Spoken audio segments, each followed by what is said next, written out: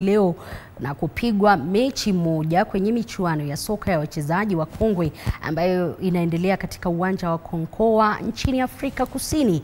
Kenya imetoka sare ya bao 1-1 dhidi ya Glory Gogos kutoka Afrika Kusini, kisha ikatandika The Bisa Gogos mabao 2-0 katika na kuibwaga Les Rennes du Foot katika Ufaransa bao 1 bila jibu. Hayo yakijiri ni kwamba kutoka Afrika Kusini timu ya taifa hilo Dhula Mashashe imetoka na bao 1 ya ushindi bila jibu dhidi ya Kenya katika uwanja huo wa Nkoakoa.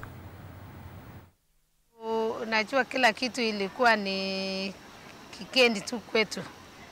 Hatujazoea uwanja na tena watu tunakuwa na watu mbalimbali tena watu wachezaji wangu walipoona hawa wamama wakitoka France ama US yenye wako na ngozi nyeupe walitetemeka kidogo. Na kwa sawa mzuri sana. Mimi niko na furaha sana. Mwanzo wachezaji wetu in fact hatukuwa tunafikiria kuwa watafika mahali wamefika siku ya leo.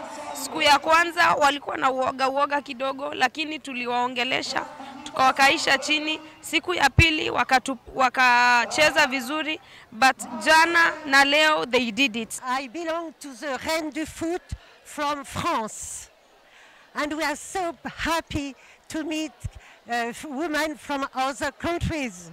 And Kenyan women were such sympathetic, so nice, so funny. We could speak each other, and we hope to come in Kenya in 2 years.